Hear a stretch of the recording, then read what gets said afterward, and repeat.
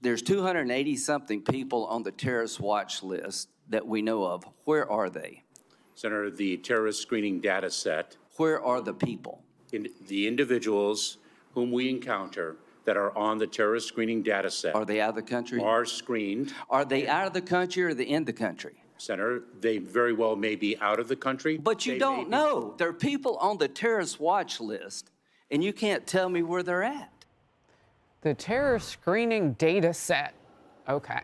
Senator Marsha Blackburn, Republican of the great state of Tennessee, member of the Finance, Judiciary, and Veterans Affairs Committees. Great to have you in focus today. Good to be with you. If you were 2 feet away from Mayorkas right now, what would you say to him?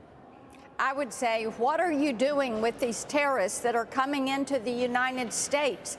We know that you've got about 180 of them that have come in this fiscal year. Where are they? What are you doing with them? People that are from countries of interest, the hundreds of thousands, where are they? How are you tracking them? What do you know about their intentions for being here? See, you know, Harris, these people are not being properly screened. They are trying to push them through and get them away from the border and into your communities as quick as they can. And they're not taking the time to properly deal with these terrorists. These terrorist watch list people should be sent to Gitmo. That is where we put our terrorists. That is where they ought to be going, and not into the country, and not undetected, and not, it's inconceivable that they can't tell you what is happening with people from the border. And under this administration, 7.6 million people have crossed into this country illegally, and this Department of Homeland Security doesn't know where they are, and they act like they don't give a rip and flip about what is going to happen with these people. Look, we just put some numbers up on the screen. I show this on a regular basis, but you gave us a new number today, too. So we know in fiscal year 2017, 2 people on the terror watch list came across. Actually, in 2019, 0. Well, look at what we had in place. We had a president who was putting tariffs potentially on anybody south of the border, all those countries. So that slowed down the stem of flow. But 169 from fiscal year 2023, and you gave the number of 180. We're going in the wrong direction. Let me go here. You're right. You are leading 17 of your Republican colleagues to introduce a bill to fight the child trafficking crisis at the border. Tell me about it. Yes, we actually have 2 pieces of legislation. One is to restore the DNA testing that we had in place under President Trump.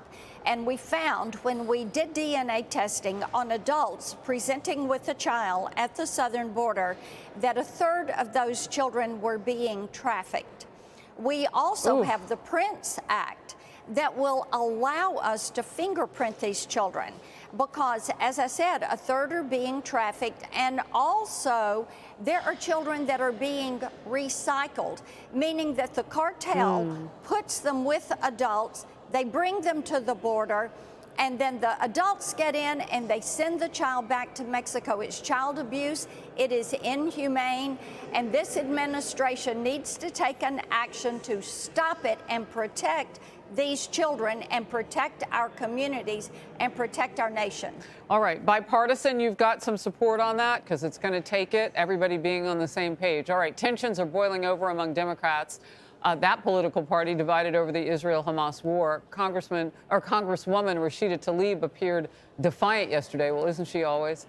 Posing alongside her fellow squad members, those far-left members on the left, with a sign reading "Ceasefire Now," just a day after she was censured for her anti-Semitic remarks. Wow. The White House reacted this way. When it comes to the phrase that was used from river to the sea, it is divisive, it is hurtful, to many find it hurtful, and also many find it anti-Semitic. And so obviously we categorically reject applying the term to this conflict. So Tlaib is back with a new set of words. Yes, she is. And calling for this river to the sea, everyone knows that means the annihilation of Israel. Hamas, part of their charter is annihilate Israel. They want to destroy Israel and destroy the United States. This is why the House took an action to censure her. And when you look at this language, Harris, what she is doing is just so inappropriate. It is imperative that we stand with Israel. Hamas is designated a terrorist organization by the United States of America. You know, I just wanted to say that the poster that she's holding up, those new set of words, she's calling for a ceasefire now, which is interesting because the president has just pressed Israel to pause 4 hours a day. He is feeling some deep pressure from the far left. It is obvious now that you see she's changing her words and he's doing what the new words say, trying to move toward a ceasefire. I have to let you go, Senator. Thank you so very much. We'll bring you back on a different day. Hey everyone, I'm Emily Campagno. Catch me and my co-hosts Harris Faulkner and Kaylee McEnany on Outnumbered every weekday at 12 p.m. Eastern, or set your DVR. Also, don't forget to subscribe to the Fox News YouTube page for daily highlights.